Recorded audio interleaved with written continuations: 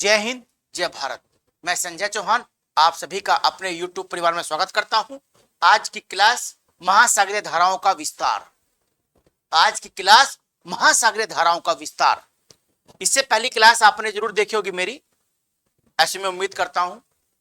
महासागरीय धाराएं कैसे बनती हैं, क्यों बनती है, उनका प्रभाव क्या है, उनके पीछे कारण क्या है, इससे पहले वाली क्लास में हमारी सारी बातें हो चुकी हैं। आज हम पढ़ेंगे इस क्लास में महासागरीय धाराओं का विस्तार कैसे है, किस किस महासागर में कौन सी धारा चलती है, क्या उसका नाम है और क्या उसका विस्तार है। करते हैं स्टार्ट। यह आपकी इक्वेटर है, भूमध्य रेखा, यह आप भली भांति जानते हैं। ये उत्तरी अटलांटिक, दक्षिणी अटलांटिक, उत्तरी प्रशांत, दक्षिणी प्रशांत, यानी ये कह लीजिए आप उत्तरी प्रशांत और दक्षिणी प्रशांत, नॉर्थ पैसिफिक और साउथ पैसिफिक सी ओशन। सबसे पहले देखते हैं उत्तरी अटलांटिक महासागर की धाराएं। किसकी? उत्तरी अटलांटिक महासागर की धाराएं। इस महासागर में कई धाराएं चलती हैं, जिसमें आपको का नाम बता दूं। पहले एक धारा है, इसका नाम है फ्लोरिडा की धारा, फ्लोरिडा की धारा। दूसरा नाम है एंटीलीज की धारा। तीसरी धारा है गल्फ स्ट्रीम। चौथी धारा है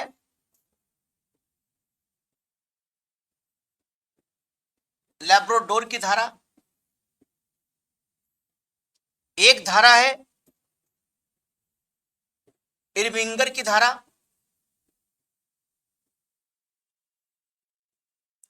एक धारा है नॉर्वेजियन धारा।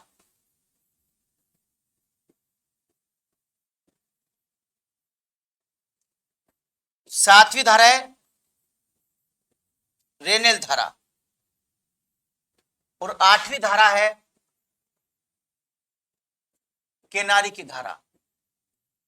कौन सी बच्चों? केनारी की धारा। ये सभी धाराएं उत्तरी अटलांटिक महासागर की धाराएं हैं, ये आपको याद रखना है। इन धाराओं का नाम फ्लोरिडा की धारा, ये यूएसए में चलती है। एंटीलीज की धारा मतलब यूएसए के पास मैक्सिको खाड़ी में, ये भी नीचे ही है, मैक्सिको के पास ही। गल्फ स्ट्रीम इन दोनों के मिलने के बाद बनती है। लैब्राडोर ठंडी धारा है जो बेरिंग सागर से आती है, या बेरिंग बैफिन खाड़ी से आती है, बैफिन खाड़ी से आती है ठंडी। इरविंगर चलती है ग्रीनलैंड के इधर को, साउथ की तरफ को। नॉर्वेजियन नॉर्वे के पास चलती है। रेनेल बिस्के की खाड़ी, बिस्के किस खाड़ी में बच्चों? ये है बिस्के की खाड़ी में, गल्फ ऑफ बिस्के। कौन सी? रेनेल। और यह नाम है किनारे की धारा, उत्तर पश्चिमी अफ्रीका के तट के साथ चलती है। ये ठंडी धारा है, ये गर्म धारा है, ये भी गर्म है, ये भी गर्म है, ये ठंडी धारा है। ठीक है, चलिए कर अब अच्छा मैप पे। पहले आप ये लिख लीजिए कौन सी धारा है। कई बार तो यही पूछ लेता है कि कौन सी धारा उत्तरी अटलांटिक की नहीं है। उत्तरी अटलांटिक की धारा कौन सी नहीं है? ये आप धारा सब किसके? उत्तरी अटलांटिक महासागर की धाराएं हैं।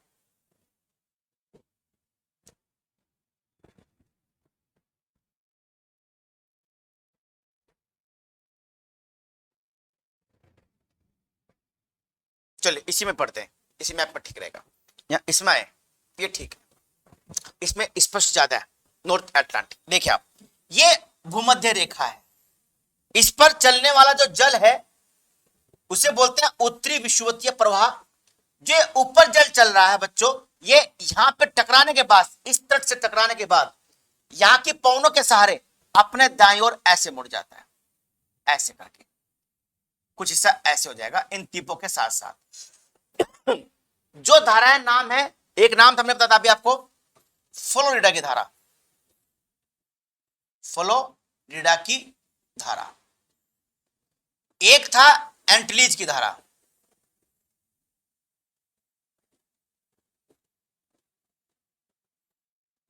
एंटीलीज की धारा।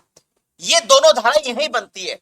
जो वेस्ट इंडीज है, वेस्ट इंडीज पश्चिमी द्वीपों का समूह, ये वाला हिस्सा, यहां पर जो धारा है वो एंटिलीज धारा है। जो मैक्सिको खाड़ी है, यहां पर एक प्रांत है यूएसए का नाम है फ्लोरिडा। क्या नाम है? फ्लोरिडा। यानी जो दिख रहा है आपको फूंसी, ये का प्रांत है, इसका नाम है फ्लोरिडा। यहां पर जो धारा बनती है इस मैक्सिको खाड़ी में, वो बनती है फ्लोरिडा। ये दोनों मिलने के बाद 30 डिग्री के आसपास मिलती है तो बन जाती है गल्फ स्ट्रीम। क्या बन जाएगी? Gulf stream. गल्फ का मतलब होता है खाड़ी, स्ट्रीम का मतलब होता है आप जानते हैं भाप। स्ट्रीम खाड़ी की धारा बोलते हैं इसका। इसका एक नाम क्या है? एक नाम है खाड़ी की धारा। खाड़ी की धारा भी इसका नाम है गल्फ स्ट्रीम का। इस महासागर की सबसे बड़ी जो गर्म जल धारा है वो यही है। गर्म आप जानते होंगे, बार बार कहने की आवश्यकता नहीं है कि जो धाराएं भूमध्य रेखा से ध्रुव की ओर आती हैं वो गर्म होती हैं, और जो ध्रुव से नीचे आती है वो ठंडी धाराएं होती हैं। तो मैक्सिको खाड़ी में जो है आपका ये बनती है फ्लोरिडा की धारा। जो द्वीप है इसके आसपास बनती है एंटिलीज की धारा। दोनों मिलकर क्या बनती है? गल्फ स्ट्रीम बनती है। क्या बनती है? Gulf stream. गल्फ स्ट्रीम चलती है यहां ऐसे, गर्म जल धारा है। ये बता देता हूं, गल्फ स्ट्रीम। गल्फ स्ट्रीम ऐसे चलेगी ऊपर की ओर, यहां से आती है ठंडी धारा। यहां पर ना जो आपको खाड़ी दिख रही है, खाड़ी, ये नाम है खाड़ी का बैफिन की खाड़ी। ये कनाडा में आती है। कहां आती है? कनाडा में। ये ना आपको दिख रहा है द्वीप, ये विक्टोरिया द्वीप है। जो लेखपाल के पेपर में आया था कि विक्टोरिया द्वीप कहां पर है, बैफिन द्वीप था। बैफिन द्वीप है ना, ये हाँ बैफिन। बैफिन द्वीप और बैफिन की खाड़ी। बैफिन द्वीप भी कनाडा में है, ये भी कहां पर है? कनाडा में। ये विक्टोरिया द्वीप है, ये बैफिन द्वीप है। यहां पर खाड़ी है बैफिन की खाड़ी। बैफिन की खाड़ी ये सब दोनों कहां पड़ती है? कनाडा में। यहां से आती है ठंडी धारा लैब्राडोर। दोनों मिलती है, मैं बताता जहां ठंडी गर्म मिलती है वहां कुहासा बनता है और प्लैंकटन वनस्पति बनती है। और ग्रांड बैंक बड़ा मत्स्य पालन क्षेत्र पाया जाता है इस इलाके में। ठीक, अब यहां से क्या होता है, ये धारा कई शाखाओं में बढ़ जाती है। एक चलती है ब्रिटेन और नॉर्वे के साथ साथ, इसका नाम है नॉर्वेजियन धारा। नॉर्वेजियन धारा, क्या नाम है? नॉर्वेजियन। एक ये जो ना ये खाड़ी के खाड़ी है, इसका नाम है गल्फ ऑफ बिस्के। बिस्के की खाड़ी, ये आता है फ्रांस में। कभी पूछे तो खाड़ी कहां है बच्चों? बिस्के खाड़ी फ्रांस में। खाड़ी बोलते किसको है? खाड़ी देखना, खाड़ी का बे भी बोलते हैं, BAY बे, और गल्फ भी बोलते हैं। जब खाड़ी छोटी होती है और संकरी होती है, नैरो होती है, तो उसे गल्फ कहते हैं।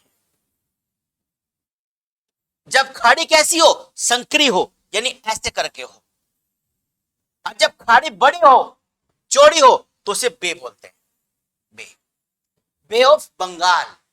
बे ऑफ बंगाल कि बंगाली खाड़ी क्या है? बड़ी। ये गल्फ है, ये गल्फ है। देखो ये संकरी है, ये नैरो है। तो जब खाड़ी नैरो होती है, संकीर्ण होती है, पतली सी होती है, उसे बोलते हैं गल्फ। और जब खाड़ी का होती है बड़ी, तो उसे बोलते हैं बे। तो जो ये बे ऑफ बिस्के है, गल्फ ऑफ बिस्के नहीं, बे ऑफ बिस्के, क्योंकि बड़ी खाड़ी है। तो यहां पे जो धारा इससे अलग जो हुआ, गर्म हुआ, का नाम है रेनिल की धारा। अगर पूछे रेनिल की धारा कहां बहती है, तो बिस्के की खाड़ी में बहती है। ये बिस्के की खाड़ी में बहने वाली गर्म धारा है रेनिल की, जो फ्रांस के तापमान को बहुत कम नहीं होने देती। ठीक, अच्छा, ये आपका आइसलैंड है। इसके दक्षिण में इसका एक हिस्सा ऊपर बढ़ता है, उसका नाम है बच्चों इरमिंगर की धारा। क्या नाम है? इरमिंगर की धारा। ये ऊपर चलती है इस तट के साथ साथ ऊपर की ओर ऐसे करके। तो इरमिंगर भी गर्म है, नॉर्वेजियन भी गर्म है, और रेनिल भी गर्म है। ठीक, चलिए अब ये जो सारी गर्म हो रही है, अब इसका एक जलीय प्रवाह नीचे की ओर मुड़ता है ऐसे करके, उसका नाम है केनारी की धारा।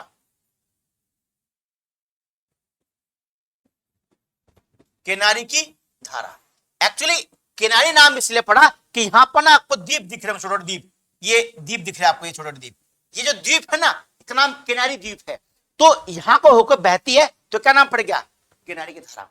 पूछे कहां बहती है, तो उत्तरी अफ्रीका के पश्चिमी भाग में। ये उत्तरी अफ्रीका है, ये ना जल्दी आप, ये कौन सा अफ्रीका है? उत्तरी। ये कौन सा है? दक्षिणी अफ्रीका। दक्षिणी अफ्रीका ये देश भी है नीचे, पर ये उत्तरी अफ्रीका पश्चिम में, यानी उत्तर पश्चिम अफ्रीका में, उत्तर पश्चिम अफ्रीका में बहती है कौन सी धारा? केनारी की धारा। ठंडी धारा है। आप जानते हैं यहां पर एक पर्वत भी है, एटलस पर्वत, यह भी उत्तर पश्चिमी अफ्रीका में है। एक यात्री आया था इब्न बतूता मोरक्को से, वो भी उत्तर पश्चिमी अफ्रीका से आया था। बात खत्म। ये हो गया आपका नॉर्थ अटलांटिक महासागर की धाराएं।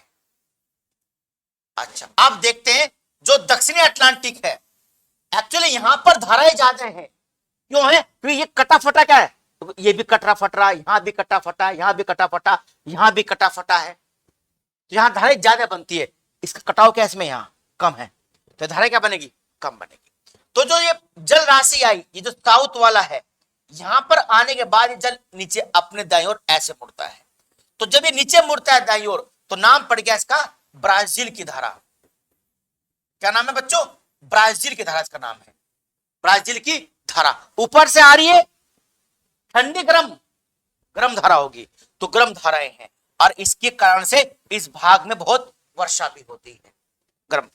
जो दक्षिणी जलीय प्रवाह है, जो साउथ ओशन है, ये अंटार्कटिका महाद्वीप के पास दक्षिणी महासागर है, यहां का एक जलीय प्रवाह होता है जो ठंडा होगा, जो जलीय प्रवाह ऐसे बहता है, उसे बोलते हैं दक्षिणी जलीय प्रवाह को फोकलैंड की धारा।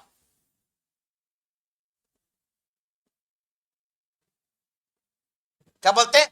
फोकलैंड की धारा बोलते हैं। किसको? जो दक्षिणी जलीय प्रवाह है उसे बोलते हैं फोकलैंड की धारा। ठंडी है कि नहीं होगी? नीचे ऊपर आ रही है, बिल्कुल। यही धारा यहां आने के बाद बन जाती है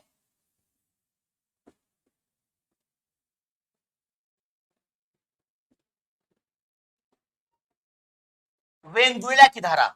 वेनेजुएला की धारा कैसी है? ठंडी धारा है, ऊपर की ओर चल रही है।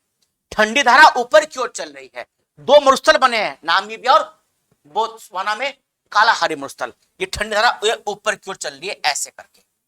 तो यहां पे तीन धाराएं होगी, ब्राजील की, फोकलैंड और वेंगुला। अगर ये पूछता है कभी कि आपसे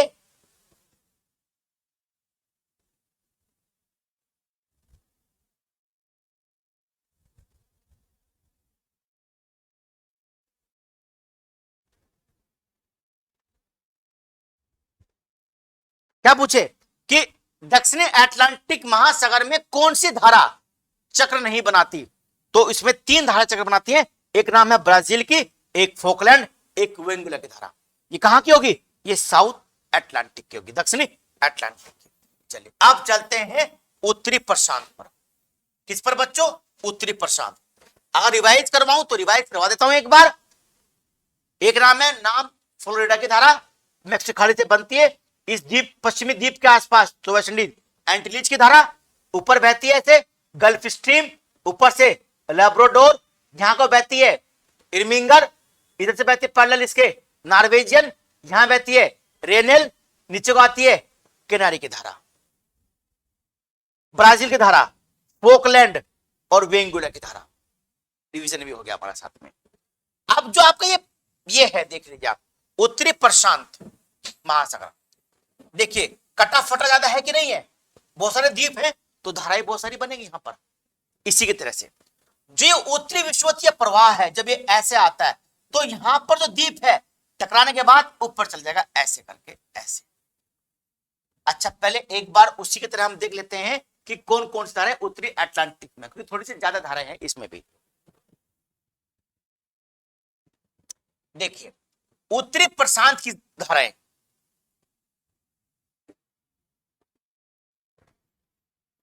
उत्तरी प्रशांत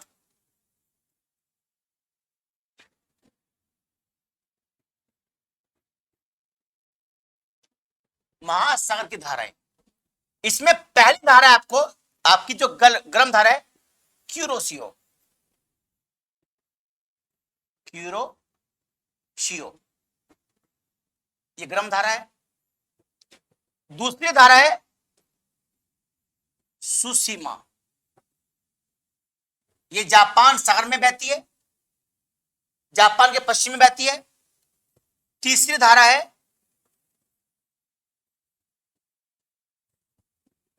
एल्यूशियन की धारा,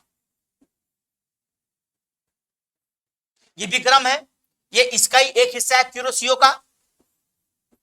चौथी अलास्का की धारा, ये भी गर्म है, ये भी क्यूरोसियो का हिस्सा है।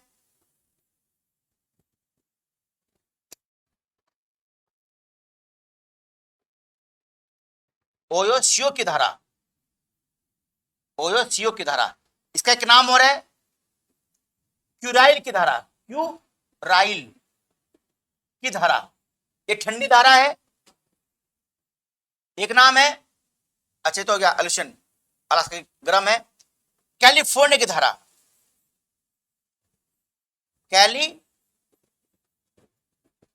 कैलिफोर्निया,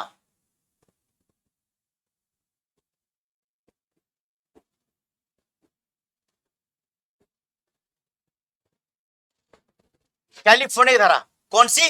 कैलिफोर्निया की धारा, ये ठंडी धारा, ये भी ठंडी धारा है, ये भी ठंडी धारा है। एक इसी का अंग है ओखाटस्क धारा, इसका क्यूराइल का, ये भी कैसी होगी धारा होगी? ठंडी धारा होगी। तो ये तीनों कैसी हैं? ठंडी है, ये भी गर्म, ये भी गर्म, ये भी गर्म, ये भी गर्म, ये है। तो किसकी है? ये उत्तरी प्रशांत सागर धाराएं है। पूछे कौन सी नहीं है, तो ये आपको पता ये है, बाकी नहीं होगी कोई सी। आते वापस वहीं पर जहां पर हम लोग थे। चलिए, ये उत्तरी प्रशांत विषुवतीय प्रवाह होगा बच्चों। देखो बच्चों, आप पढ़ रहे हैं तो मुझे लगता है कि आपके समझ में जरूर आ रहा होगा, इंटरेस्ट के साथ पढ़ रहे होंगे। पढ़ना आपका काम है, पढ़ाना हमारा काम है। ईमानदारी से पढ़िए, लगन से पढ़िए, समर्पण करके पढ़िए, आपको सफलता कोई रोक नहीं सकता। किसी प्रकार की भी तैयारी हो, किसी भी चीज को प्राप्त करना हो, 100% समर्पण आवश्यक है, त्याग आवश्यक है। त्याग कीजिए, समर्पण कीजिए, आपको निश्चित रूप से लाभ मिलेगा। बहुत सारे बच्चों को आप थोड़ा डिप्रेशन हो रहा है, ऐसा मैं बच्चों से मिलता हूं ऑफलाइन क्लास में, तो मुझे ऐसा चीजों का ज्ञान हो रहा है, संज्ञान में चीजें आ रही हैं। डिप्रेशन इसलिए है कि सर कोई एग्जाम नहीं है, क्या करेंगे। सरकारों की रणनीति वास्तव में देखा जाए तो ऐसे ही लगता है कि जैसे नौकरी देनी नहीं है। लेखपाल का रिजल्ट आ जाना चाहिए था 15 दिन में, 8,000 का रिजल्ट बनाना है, दिसंबर में कह रहे हैं क्यों भाई, कोई पूछने वाला है क्यों आएगा दिसंबर में रिजल्ट, पहले क्यों नहीं दे सकते आप? कब एग्जाम वीडियो का होगा, री एग्जाम अनुमान लगा रहे हैं। टीजीटी पीजीटी कब होगा किसी को नहीं मालूम, बस एक मालूम है कि यूपी पैट होना है अक्टूबर में, होगा या नहीं होगा वही पक्का नहीं होता है। किसी सेंट्रल गवर्नमेंट की ऐसी वैकेंसी नहीं है जो बच्चे साथ जुट सके, तो एक थोड़ा सा उहापोह की स्थिति है बच्चों में, वो मत रखिए। खराब समय गुजर जाएगा। से कुछ समय पहले बच्चों सामने होता था टारगेट, अब ये एग्जाम है, 2 महीने बाद ये एग्जाम, 3 महीने बाद ये एग्जाम, तो बच्चे लगे रहते थे। अब कोई सामने लक्ष्य टारगेट है ही नहीं। यही समय अपने आप को निखारने का, अपने आप को बनाने का, बनाइए, हम हमारे साथ जुड़े रहिए। आप इस समय अपना को जितना निखारेंगे आगे वही आपके काम आना है। ठीक है, चलिए। क्यूरोसियो कौन धारा है? अभी मैंने आपको क्यूरोसियो की धारा,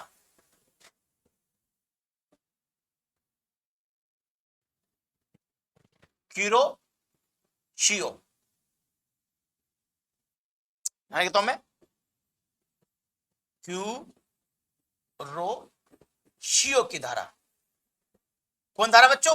क्यूरोसियो की धारा है। कैसी है? ठंडी धारा है, गर्म है, गर्म धारा है ना, इसे ऊपर की ओर जा रही है।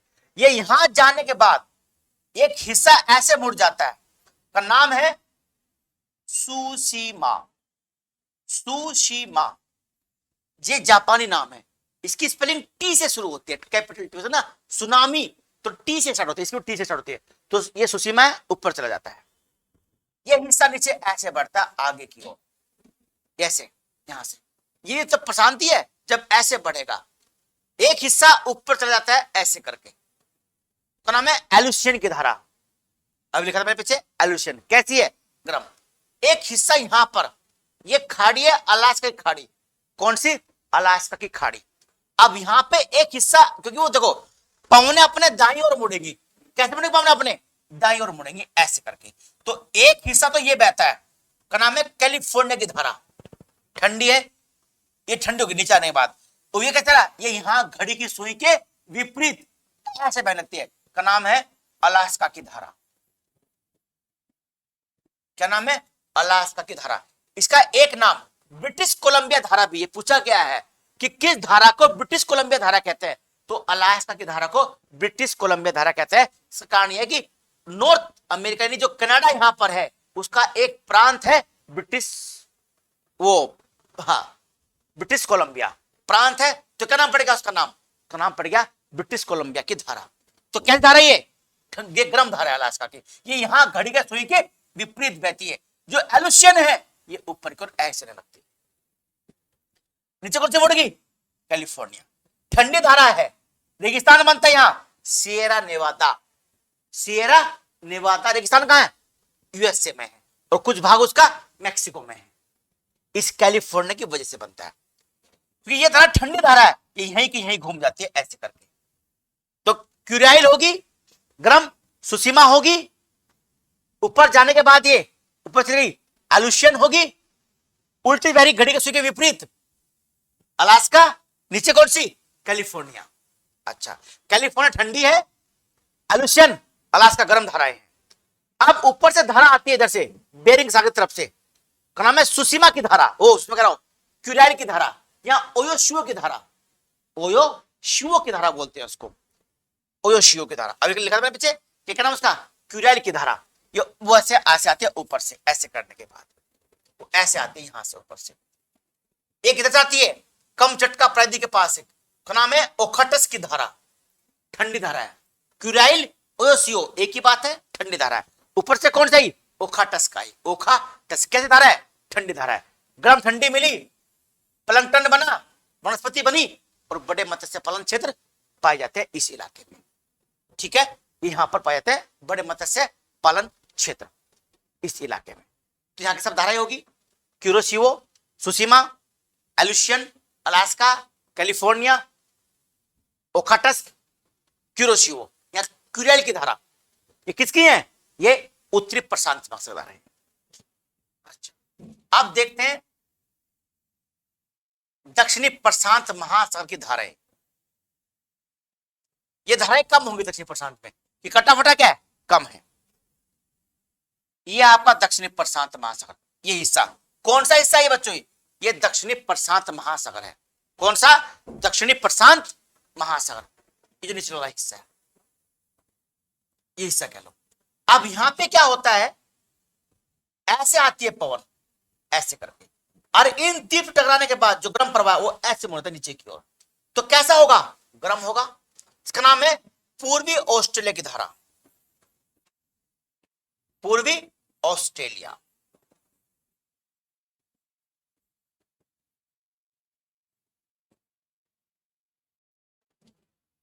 पूर्वी ऑस्ट्रेलिया की धारा जो ऊपर से ऐसे आई, इसके साथ साथ नीचे की ओर आई, ऐसे बहगी नीचे की ओर, गर्म धारा है, खूब बारिश करेगी। एक चलती है धारा यहां से ऐसे, ये आपका दक्षिण अमेरिका महाद्वीप है, इस तट के साथ साथ ऊपर को, इसका नाम है, इसके दो नाम है, एक तो नाम है पेरू की धारा, एक देश पड़ता है यहां पेरू, एक नाम है हमबोल्ट की धारा।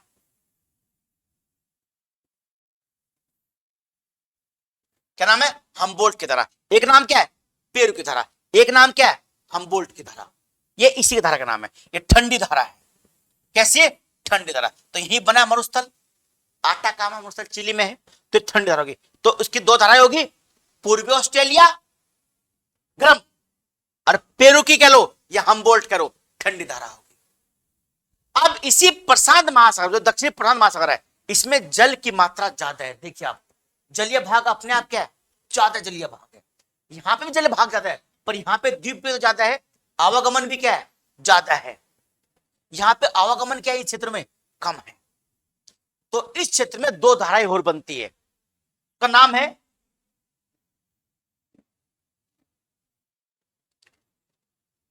एक का नाम है एल नीनो, एल नीनो, एक का नाम है ला नीनो, एल नीनो और ला नीनो, पढ़ा होगा आपने कभी, एल नीनो और ला नीनो। वास्तव में दक्षिणी प्रशांत महासागर की चलने वाली दो दो धाराएं हैं, एल नीनो और ला नीनो।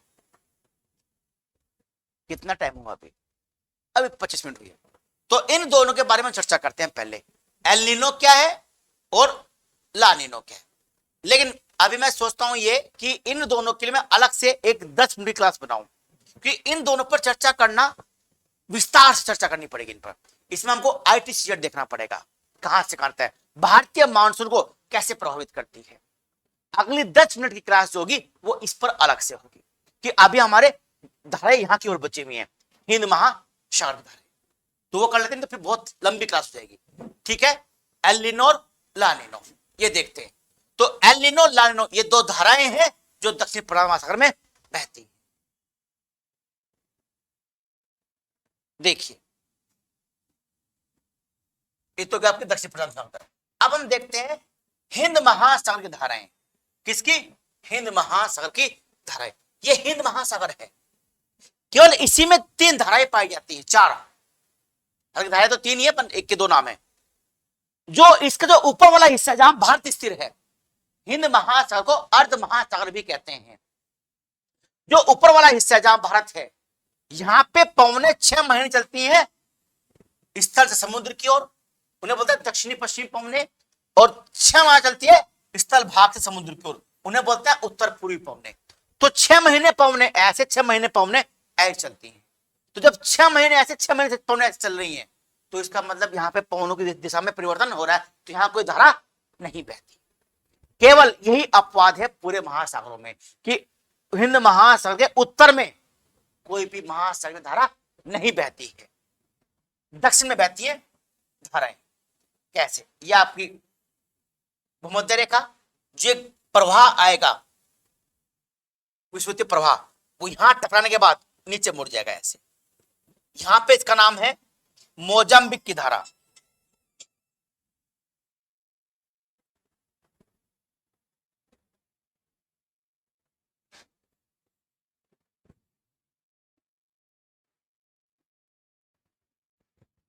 क्या नाम है, मोजाम्बिक की धारा। यहां पे इसका नाम मोजाम्बिक की धारा है। जब ये एक भाग ऐसे आता है प्रवेश, और एक ऐसे अंदर प्रवेश कर जाता है, तो जो ऐसे प्रवेश करता है अंदर की ओर, का नाम है मेडागास्कर की धारा, मेडागास्कर।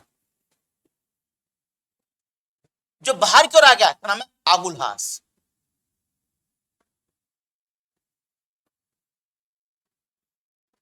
आगुलहास की धारा यहां पे कौन सी है, आगुलहास, यहां पे कौन सी है, मेडागास्कर। ऊपर से कौन सी आ रही, मोजाम्बिक की धारा। तीनों एक ही धाराएं हैं, वास्तव में तीनों को अलग अलग पार्ट हो गए। ऊपर से मोजाम्बिक के नाम से आई, अंदर मेडागास्कर चली गई, और बाहर जो होगा आपका आगुलहास हो गया। कैसी है, ठंडी गरम, गरम है क्योंकि भूमध्य रेखा से आ रही है। जो दक्षिणी महासागर है, ये जो ठंडा प्रवाह है, ये ऊपर की ओर चलेगा ऐसे करके। नाम पड़ गया पश्चिमी ऑस्ट्रेलिया की धारा, पश्चिमी ऑस्ट्रेलिया की धारा। कैसी होगी बच्चों, ठंडी गरम, ठंडी होगी जी, गरम काहे होगी, इससे आ रही है ना, तो ठंडी होगी। तो ठंडी होगी तो क्या बनिएगा, मरुस्थल बनाइएगा। कौन सा मरुस्थल बनाइएगा, विक्टोरिया मरुस्थल, ग्रेट सैंडी, सिम्पसन मरुस्थल। ऑस्ट्रेलिया का 2/3 भाग मरुस्थलों से घिरा हुआ है, आप जानते हैं। ऑस्ट्रेलिया को बोलते हैं प्यासी भूमि का देश।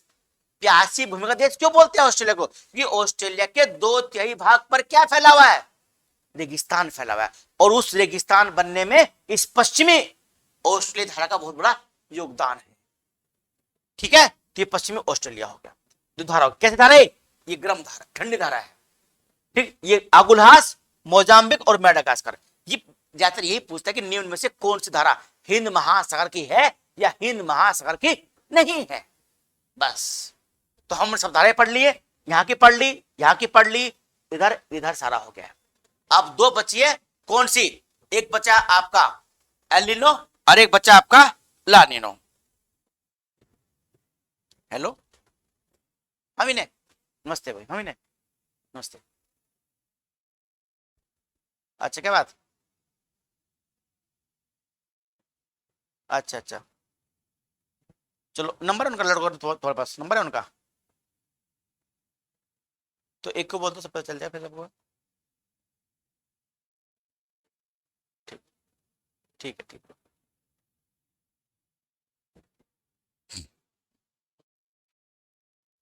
ठीक है, मोजाम्बिक, मेडागास्कर, अंगोला, सारी धाराएं हमारी कंप्लीट हो चुकी है। अब जो है हमारा, एक तो एल नीनो और एक ला नीनो, ये दो धाराएं हैं। कितनी लंबी क्लास हुई देखते हैं। क्लास ज्यादा लंबी तो हुई नहीं है, 30 की हुई है, 30 मिनट की। इसी में करते हैं एल नीनो ला नीनो, अलग से क्या बनाएंगे आपके लिए, ठीक है।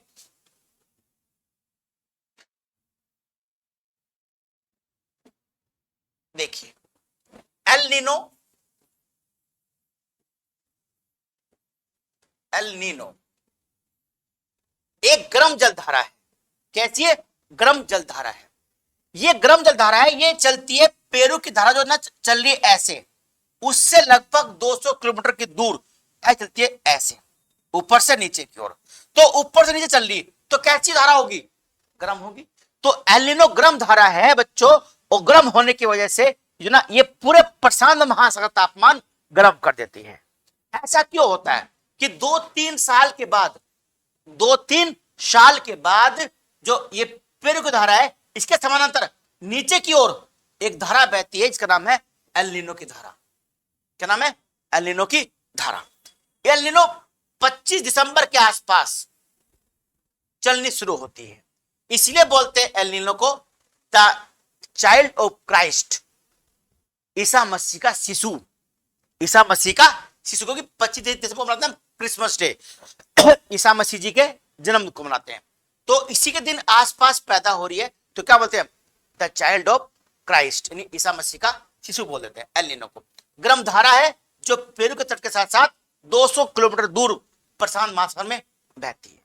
एक्चुअली होता क्या है, जो जल होता है वो देर से गर्म होता है, देर से ठंडा होता है। कि जल की जो गुप्त उष्मा और जो विशिष्ट उष्मा होती है, स्पेसिफिक हीट, विशिष्ट उष्मा, वो ज्यादा होती है। तो जब जल देर से गर्म हो, देर से क्या होगा, ठंडा होगा। तो जल देर से गर्म और देर से ठंडा हो रहा है, तो ये जल 2-3 साल के बाद इतना गर्म हो जाता है यहां का कि ये भाग नीचे की ओर चलने लगता है। अब भी नीचे चलता है तो इस पूरे इलाके का तापमान बढ़ जाता है। इसलिए एल नीनो को बोलते हैं प्रशांत महासागर का बुखार, द फीवर ऑफ प्रशांत महासागर। अगर मैं आपको बताऊं, एल नीनो की वजह से प्रशांत महासागर में 14 डिग्री सेल्सियस ताप में वृद्धि हो जाती है। देख लीजिए आप, यानी जब एल नीनो आता है तो कितना ताप बढ़ता है, 14 डिग्री सेल्सियस। यहां तक तापमान बढ़ जाता है प्रशांत महासागर का। अब जब ये तापमान बढ़ जाएगा प्रशांत महासागर का, तो क्या इस बढ़े हुए तापमान का संपूर्ण ग्लोब पर प्रभाव नहीं पड़ेगा, बिल्कुल पड़ेगा। जब ये तापमान बढ़ता है तो मार्च के महीने में जब एल नीनो आता है, तो मार्च के महीने में इस क्षेत्र में एक धारा बहती है, नाम है केल्विन की धारा। ये पूछता है केल्विन किसका भाग है, केल्विन एल नीनो का भाग है। जो पूर्वी द्वीप समूह, इसे बोलते हैं पूर्वी द्वीप समूह इंडोनेशिया को, और जो पश्चिमी द्वीप समूह बच्चों, वो ये है वेस्ट इंडीज। ये पश्चिमी द्वीप समूह है। वेस्ट इंडीज नाम का कोई देश दुनिया में है नहीं। वेस्ट इंडीज में तो ये अलग अलग देश आते हैं, जमैका, हैती, बरमुडा, ये सब देश किसके हैं, त्रिनाड टोबैगो, ये अलग अलग देश है। इन देशों ने मिलकर आपस में नाम रखा हुआ है वेस्ट इंडीज, है ना। तो ये देश नहीं है वेस्ट इंडीज नाम कोई।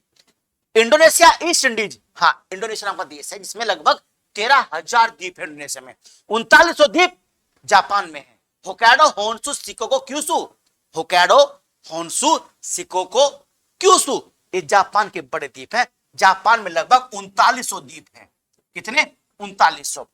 जो आपका इंडोनेशिया है, इसमें लगभग बच्चों 13,000 द्वीप है, 13,000 द्वीप है। अब जो यहीं पर जो ना आपका ये जो है इंडोनेशिया, इसी के आसपास धारा बहती का नाम है केल्विन की धारा।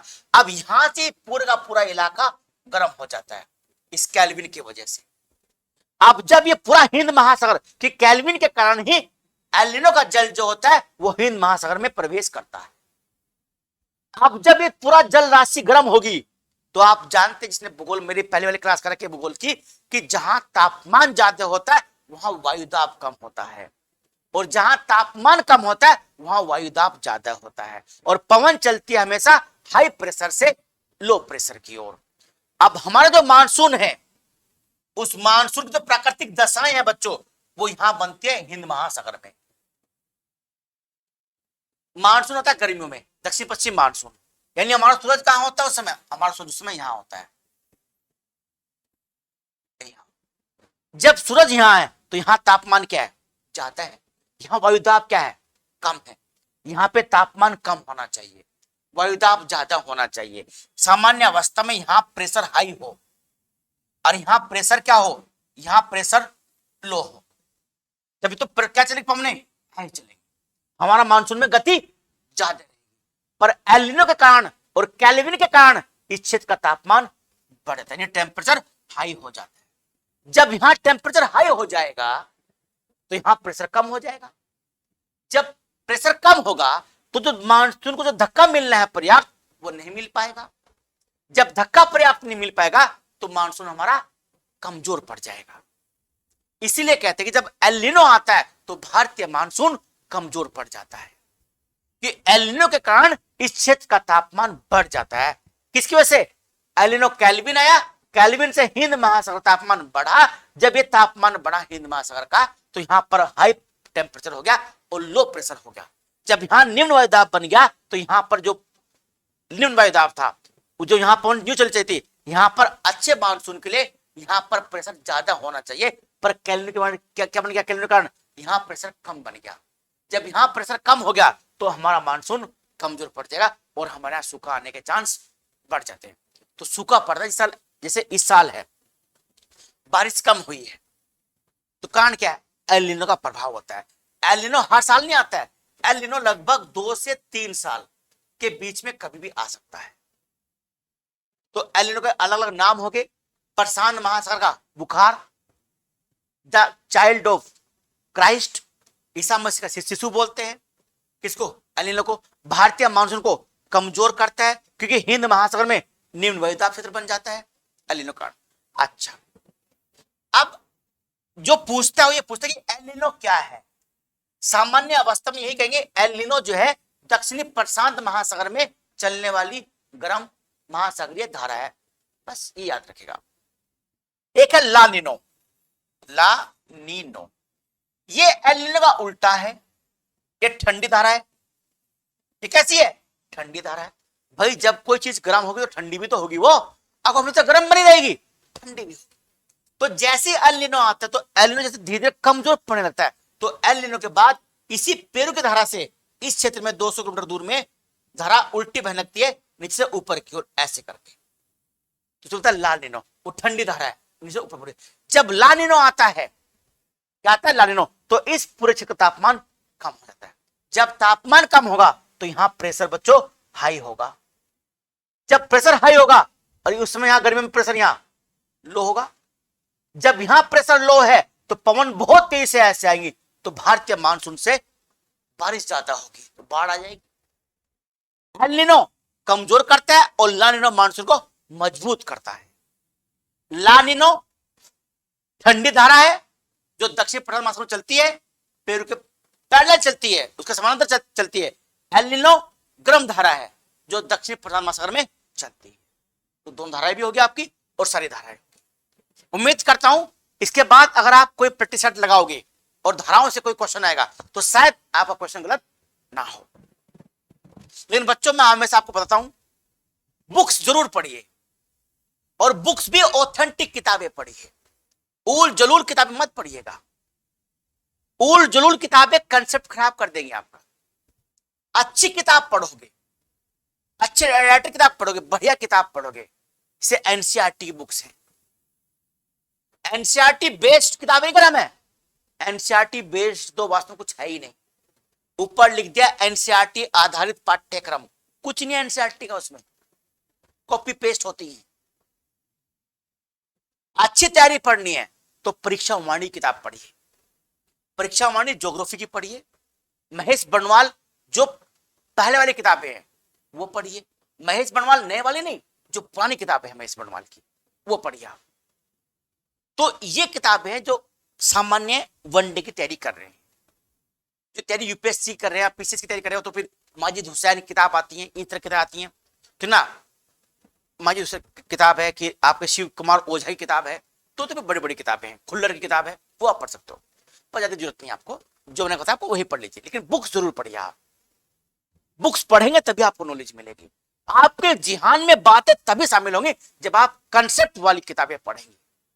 फैक्चुअल जितना पढ़ोगे आपको लगेगा कि हाँ मेरी तैयारी अच्छी होगी, भाई भाई सब कर लेता है, जब एग्जाम में बैठोगे प्रेशर आएगा तो सारा ऑब्जेक्टिव टाइप खत्म, केवल वही बचता है प्रेशर में जो एक्चुअल होता है, जो वास्तव में होता है। देखो ना आपने कि जब कोई क्रिकेट खेलता है खिलाड़ी तो क्या बोलते हैं, किताबी मत खेल, जो तेरा नेचुरल है वो खेल, और नेचुरल खेल ही उस खिलाड़ी को दबाव से बाहर निकालता है। अगर वो किताबी खेलेगा जो बता दिया बस बॉल ऐसे गिर तो ऑफ मारना है, नहीं, जो तेरे अंदर है एक्चुअल वो खेल, और अंदर से एग्जाम में तब निकलता है जब आपने बुक्स पढ़ी, किताबें आपने पढ़ी। जो लोग पहली बार आए हैं वो इसको शेयर जरूर करें और लाइक जरूर करें। कुछ समस्या हो किसी प्रकार की, कुछ कमी हो किसी प्रकार की, तो बेधड़क होकर निश्चिंत होकर कमेंट्स करिए। जय हिंद, जय भारत, स्वस्थ रहे, मस्त रहे।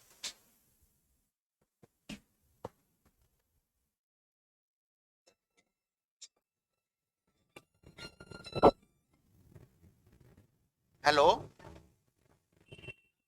हाँ जी।